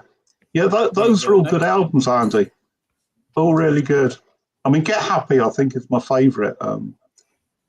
My favourite Costello album. But this year's model, that's the one with him behind the camera, isn't it? Yes. Yeah, that's right. Yeah. I'll have to. It's got things like I Don't Want to Go to Chelsea is on there, and I think Oliver's Army on that one as well. I remember. That's on Imperial Bedroom, I believe. Yeah. Oh no! It's Armed Forces. Yeah. Which is the one with? Is it Radio? That's early on. And what is it? Pump It Up. Early. Yeah, I think that's on this year's model, is it, or is it Get Happy? I can't remember. I should know. I love Pump It Up. I think that's just Yeah. One of my favourite Costello tracks is New Amsterdam on this year's model. Yeah, New Amsterdam. That's on Get Happy. I just love that song. It's very short, but it's really nice. He produced a lot of the two-tone stuff. Yeah. He actually had a single out on two-tone, but to buy it in decent condition, you're looking at £50 to perhaps 70. Wow. He did, though, write a lot of other songs for other people under his real name, though, didn't he? Yeah. Yeah, is it Declan McManus or something? Isn't it? He appears, and it wrote for some people that you think, really? But that shows the strength of his songwriting, doesn't it? If you can write for people who are not into that genre. Well, I mean, I'll tell you what album I've been playing a lot the last few weeks, and that's New Boots and Panties. Oh yeah. I can't get enough of that album at the moment. Yeah. Be that album, you know, when you go through them phases where you have to, every couple of days, you have to go and put it back on. And that is one of them. And the other day I played my 2 Toya EPs back to back as well. Oh yeah. Well, Good Morning Universe is quite a catchy song, isn't it? Yeah. Mm. Yeah, I also put on this week, I put on them, and then I put on the debut album from the Boomtown Rats. I forgot how good that album is. Yeah. I mean, Boomtown Rats, their early run of singles was really good. Very strong. Really, really good. You know. I mean, Looking Out for Number One is just a brilliant, brilliant track. Do you want to guys see more 12-inch records? I thought Go on, you show some corkers, you do. So I just bought this one 2 weeks ago in Toronto. Yeah, this one. I show the parody and you show the real thing. Yeah, and I'm not familiar with the rest of his catalog or discography, whatever. But I think this was his first. I think hit. It's a UK press. It was his first, yeah. So you like that song, that beat, and another classic. I may have bought this one maybe 5-6 years ago. Yeah, I've got a 7-inch single of that. Yeah, they are not really famous in France whenever I talk about new wave stuff, but I really like the version that they played on top of the pops with that sitar, people. So Living on the Ceiling, that's a great track. Yeah, Living on the Ceiling. Yeah. This is an album my father bought, or an EP. Yes, it is. Yeah, Driver's Seat. Yeah. I grew up listening to that records, and this is a disco remix. Came out in 79. I think the original track came out in 76, was like more this, hard rock, not hard rock, pop rock, classic 70s song. And they came up with with this 12-inch. Right. I've not seen that before, Ahmad. I've got the 7-inch single, the original, And it's like really like upbeat, on the, you guys know this? Chiswick, yeah. Chiswick, Chiswick are one of those labels. Yeah, so this is Duran Duran, Notorious. I think my aunt bought this one. I just got a part of the collection of my family stuff. Alive and Kicking. That's a great song. Good song. Good pop song. It is. I think one of the first 12-inch I bought when I moved to over here. This is a German press of Nobody's Diary. I think the last album, Yaz or Yazoo, depending upon where you are, with a cool remix of Situation. Yeah, classic one. You guys were mentioning this one. Oh yeah. Yeah. I paid 40 quids in Salisbury. I found this one 3 years ago. Really, really happy. One of the very first. I think that on the later press they were like black. I think they changed something. Yeah, I think the later presses weren't die cut at all. They were just just a plain cover. Yeah. So this is the must-have. This is a band. I barely have a chance. I barely have a chance to find albums. I don't know why. So this is the only record I got so far from Killing Joke, and really hard to find. This is a French stuff, something like really funky, upbeat with some rap disco. I think Mike, you might like it. Yeah. Called Le Club. Yeah. All right. Yeah. Well, put it this way: if I saw that in the bins at a record fair, I would buy it anyway. Oh yeah, you Yeah. you won't make any. This is a guilty pleasure section. This is something I found in Den Bosch. This is the Italo disco, Eurodance, stuff. The German and the Austrian guy, they were like really famous in the 80s. So yeah, just took it back home. And a classic with a crazy bass line.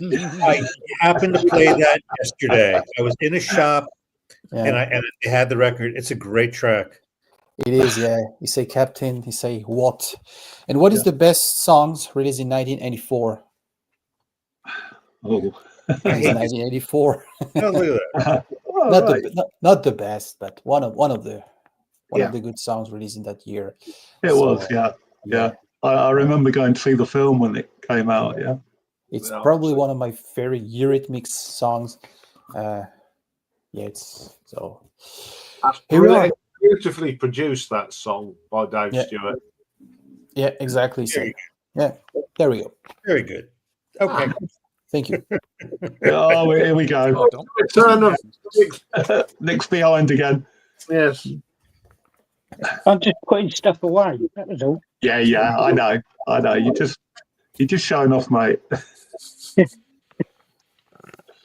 I'm just showing the women of Leeds what they could have had. What they missed, yeah. They could have had. A bit of rump.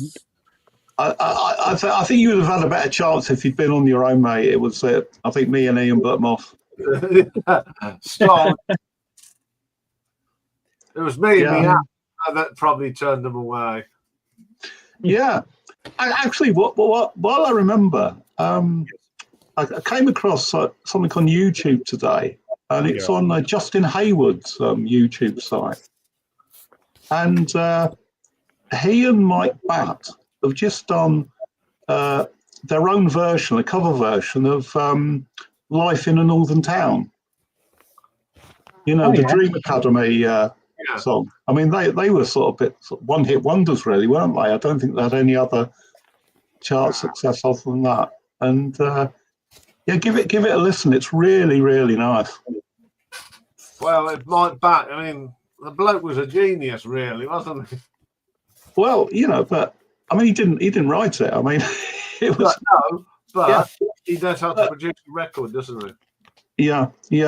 But it's really, it's a really nice version of it. Yeah.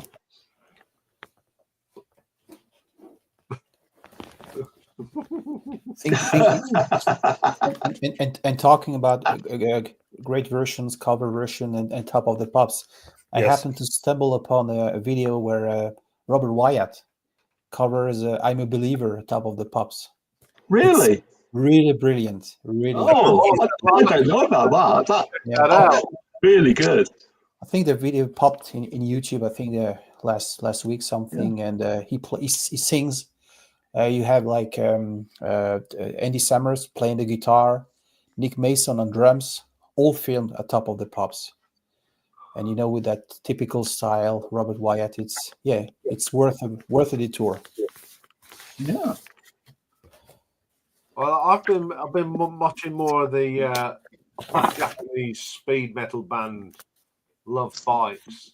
They're quite good. Now there was someone's done a video of the drummer Hiroya or something like that.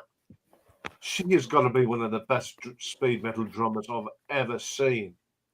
She's 4'11". They're not a tall people, but her little legs are going like the clappers. I mean, it's double bass drum. They are incredible. They are probably one of the best against baby metal. They blow them out of the water. Have they toured outside of Japan? Do they tour? They have an audience outside of Japan? I've been to America. They've been in Mexico recently. Okay. I think that if they came to Germany and Europe, I think they'd go down well in Germany because they love their speed metal. They're all easy on the eyes too. Good looking. I think they're destined for some stardom. Yeah, they've made 2 or 3 albums, but they are a fantastic. But yeah, I think I prefer to watch them playing on stage than Halloween. But that drummer, someone actually put a camera behind her and blocked out all the sound, and all you could hear was her drumming. And her timing is just, and she does it effortlessly. Yeah. That sort of style of metal, it's just, she just knows. Wet Leg are coming back with some good new material. That's excellent. Yeah. Do you want one? Do you want one of them, Ian? What's that? That one I showed earlier. Oh, yeah. I've got two. Okay, thank you. Like I say, it's on that lovely Pinnacle label. I'll keep one by for you, and I'll send the other one to Martin. Yeah. I just think that's a lovely label. It is, isn't it? Yeah. I'll tell you what else I've just found. It's not a 12-inch single, but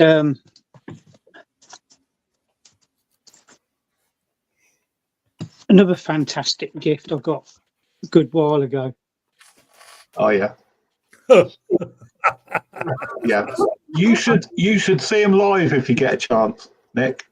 Yes, I'd like to. They're brilliant. They come on in their cricket whites. That's the original. Cricket bat. That's such a tough problem they have there. That's proper seaside picture postcard, isn't it? Yeah. It is, isn't it? That's the original Carry On Oi. Yeah. That's the one Mike sent me. Yeah. Yeah. Brilliant.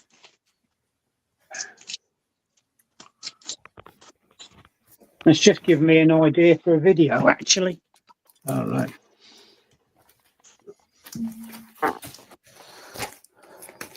No, I've not got. I'm gonna review the new Steve Wilson album tomorrow. Has anyone heard the new Jethro Tull album? Nope. No. So you have to sell to us. Well, this is the third since the reunion. Since we formed this new band, and I would say it's the best one of the crop. Yeah. All right. Right. Yeah. It's a lot better than the last two. They were okay. Ian's voice, I don't know what he's done to his voice. He's I don't know if they've got used to playing round him so he doesn't sound so strained. His flute playing is at its best. It's a terrific album. Go and check it out.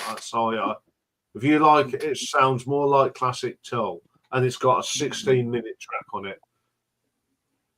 Okay, sold. A 16-minute track, is it? Yeah. It's proper proggy, man. Yeah, sold. Yeah. Do you know I got a confession to make here that in all my time sort of like really loving sort of like prog, back in the early 70s, prog rock was my thing. Yes. In all that time, I've never ever wanted to listen to Jethro Tull. They just don't do it to me. There's just something about them, and I don't know what it is. But they're just not my thing. No, I've seen them. He's great. Yeah. But Even I've listened to a few Tull albums. Yeah. So you see, Well, I've heard the stuff, but I've never owned any Jethro Tull. I've never felt the need, But I couldn't help it. I don't know what it is. I don't know what it is about them, but I never have. But then you like Span, though, don't you? So it's just a variation of Steel Span. But we don't all like the same thing, do we? So no, that's right. Yeah. But I mean that's the thing. I like the sort of the kind of new the new folk stuff, from the sort of 60s and 70s. I like prog rock, so I ought to really like Jethro Tull. But for some reason, I don't hate them. I don't, I wouldn't say that, but I just never ever thought. Is that a single? Yeah, that's a 7-inch single. Yeah, Oh, really like the bass line on that one. They had a bass player, Glenn Cormick, I think. Named. Sadly passed away, and really like this. To me, it's not prog; it's more like a folk bourrée. Bourrée, that's the name of the dance, typical medieval dance in France. When people say we have bourrée, so that's they do a circle, in villages, and Right. this is Well, the Stand Up wasn't a prog record. When did they start going prog? I think it was with Aqualung and Thick as a Brick, right? I mean, Thick as a Brick probably is the most. Yeah. Stand Up's their first 2 albums is more jazz blues. correct. Yeah, absolutely, yeah. And it's got the wonderful Serenade to a Cuckoo, which I absolutely adore. And when I saw them in '86 at the garden party, they played Serenade for a Cuckoo. all right. Someone's spoiling for a fight. Hey, come on. It's not on camera. Yeah, To be no. followed up by Oh that one. dear, oh dear. You come up here and say that, mate. Yeah, Benefit. That could be one of the. That was near enough going into prog, wasn't it? Living in the Past sort of was borderline, and then it went full prog. But the first 2 Chill albums I love. I've heard Songs from the Wood, Heavy Horses, Aqualung. What else have I heard? Oh, the Broadsword and the Beast. The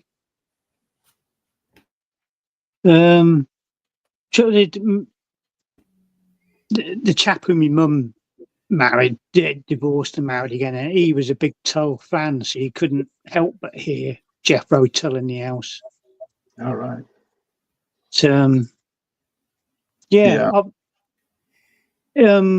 What's his name? Ian Anderson. He had problems a few years ago. He couldn't. He had problems with singing and playing the flute, didn't he? Yeah, I think that's why they went on that long hiatus. But he sounds great. He does sound good now. He's okay. He's dropped a couple of octaves, but it sound and I love how he talks as well with his little tales. I mean, when you see him live, the stories in between are fantastic. Yeah. And I love Hunting Girl. I mean, it's quite Songs from the Wood, isn't it? Yeah, it's a bit of it's a little bit risque in places, isn't it? Yeah. I like Locomotive Breath. Yeah, great track. I think I prefer that to Aqualung, which are on the same album. Yeah.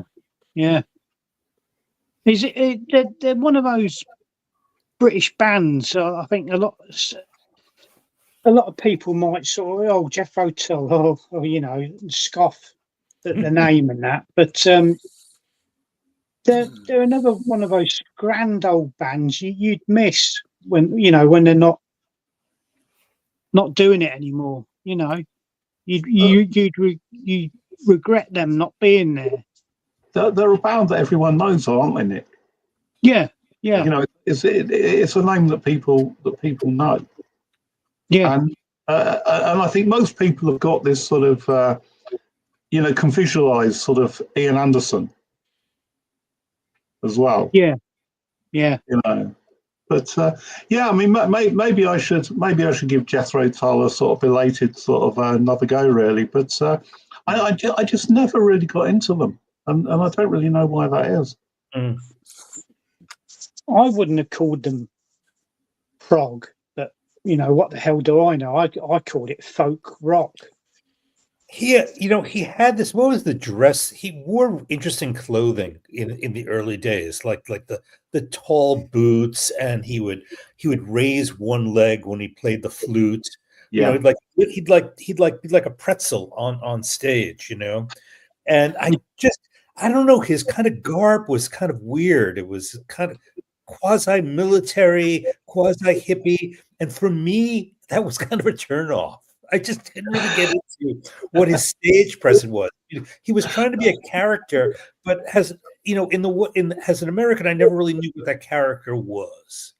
But as time went on, he started dressing more like a nobleman, an English nobleman. Yeah. Maybe that's it. I mean, some people can carry it off, and some people can't. I mean, that's never really bothered me about him. Because I just think, well, he's he's a bit of a showman, and that's what you want. That's what you want from frontman on a band. Yeah. I mean, he's a great plays the flute. His flute playing's wonderful, and I love how he talks down the flute as well. Yeah. That's great. The only other person that can do that, I think, is your man from Focus, Thies. James Galway. Yeah, but he was another one that could do that sort of thing. Yeah. No, but he's a character, isn't he? Yeah. And there's not enough characters in music, I don't think. No. The name you were looking for, Ian, was Thijs van Leer. Thijs van Leer, yeah. So he's the only one that can sort of talk down his flute as well. I mean, it's a unique sound. Yes, Simon, he did. He did used to stand and play on one leg. What's next? What did he say next?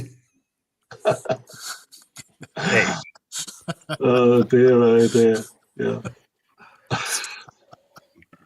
In a mood. Yeah. I mean, you saying about his voice. I mean, he must be well into his 70s. I mean, he's pushing 80 now. I mean, must be. Yeah, I mean, if people expect on the new album to sound like he did on Aqualung and that, forget it. No. You just got to accept. I'm just glad that Jethro Tull are still making decent music. Right. You have to allow for age and But people's voices naturally change, don't they? Do any of you watch? I can't remember what her name is, but her channel Retro Musings. Yeah. She was in Cambridge in a basement record store the other day. Yeah. And she picked some stuff out, but while she was flicking through, she pulled out a copy of album by Shirley Collins called Heartsease, which was her album before last, and it's released in about 2022, something like that. So this is Shirley Collins. Was that the one with the picture of the hair on the sleeve? With what? Had a hair on the sleeve. No, that's Vashti Bunyan. Yeah, I showed that on my channel the other day. On your sheet somewhere. It's called Look After, and it's Vashti Bunyan's second album, and it was released about 40 years after a debut album. Amazing. That's a long hiatus. But I'll say about Shirley Collins, that her voice went completely, and she just couldn't sing anymore. So she, in her sort of 60s, she wasn't actually making any music at all, really, and she learned to sing again.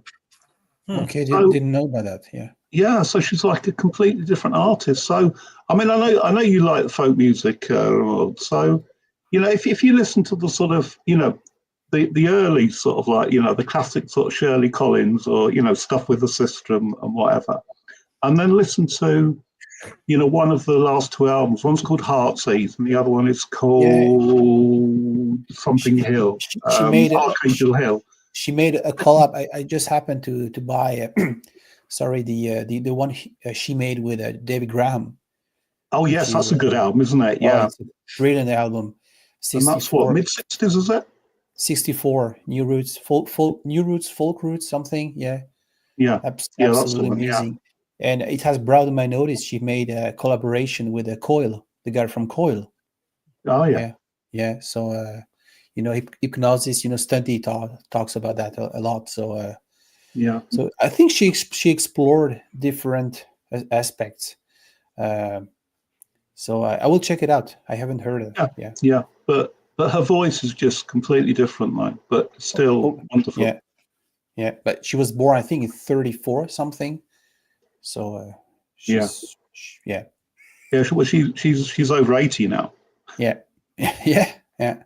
And she's still active. Yeah. I'll tell you who the singer that does amaze me, and that's Elkie Brooks. Hey, Richard. Hi. Hi, Richard. Hi, Richard. Yeah, she was on that. She was on in the BBC Lounge, and she's got to be 80 now. Yeah, she's born 34. Yeah, 1934.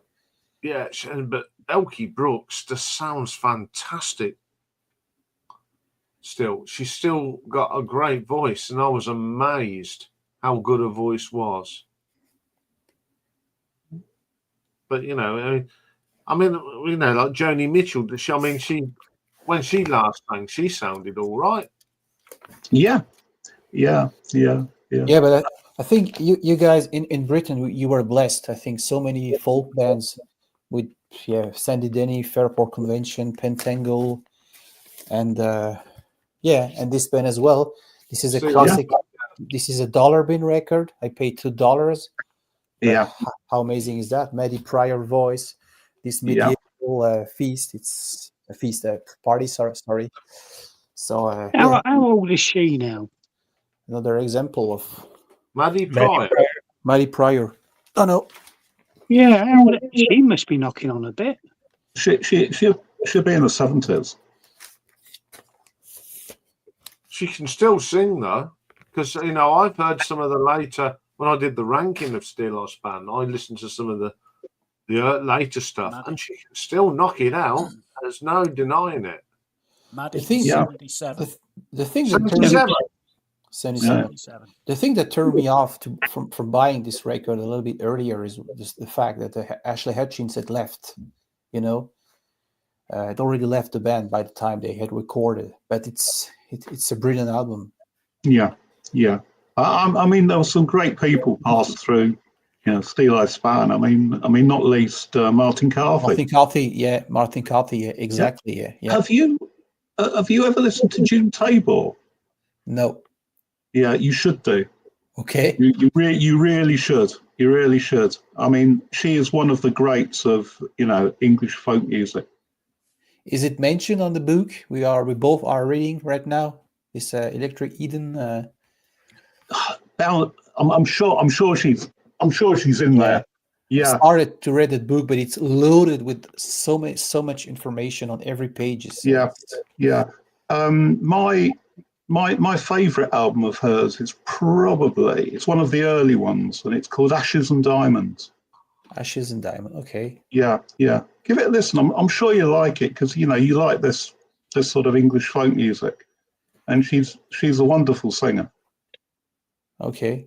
Thanks for it. And later on, in the 90s, she did some collaborative stuff with the Oyster Band, and that's really good as well.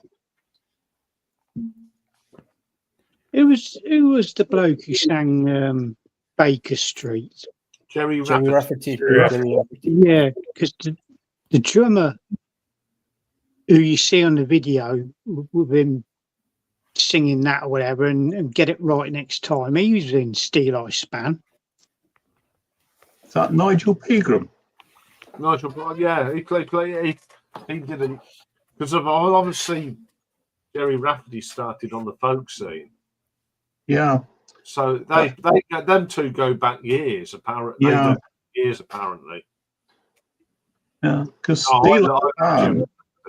Steel Ice Band didn't have a drummer sort of until quite late on. I think it was probably Now We Are Six. I think it's the first album. Yeah, it was always I saw a bit of a live concert of Steel Ice Band good couple of years or so ago now, and he was there. The drummer was the bloke from the Jerry Rapper team. Yeah. So it's probably Nigel Pegram. Oh, honestly, I honestly wouldn't know. Yeah. But, there you go. That's my little contribution. Excellent. Anyway, it's that time of night where we want to make a. Oh, I've got my thumbnail and I'm going to show that. I'm going to be. That one. That one. got to be this. And that one. Costello. I'm gone totally off kilter tonight. Oh, Triffids. There we go. Yes. 3, You see, 2, you've come under Ben's spell, haven't you? Yeah. It's an OG. Oh, There God. you go. Right, there we go. Thank you very much, Thank you. chaps. As ever, it's lovely to have you up, Ramold. You know, you always bring your wisdom. That's a nice great line. records. Yeah, thank you. My Frenchness. Your friends. There you You go. know, speak Try quiet. my best. Try my Yeah, best. je ne sais quoi, yeah. Oh yeah, right. Palmer was in with the Vinegar Joe. I saw a clip of them two on YouTube together. That was brilliant. There's a good clip of their time on Whistle Test, Yeah, and she sings Honky Woman, it's amazing. and it's an absolutely brilliant track. Her voice is brilliant, and what she's wearing as well. You know, that's another thing. That's another thing. Yeah. On that note, on that bombshell, we'll close down. Thank you very much for my wonderful panel. Thank you for everyone that came in tonight. Lovely seeing some new faces in and some old faces from either our other time on other streams. It's lovely to see you. You're always welcome here. And we'll do this all again this same time next week. We will. Thank you, guys. Take care. Thanks a lot. Take God care. bless. See you all next God week. bless.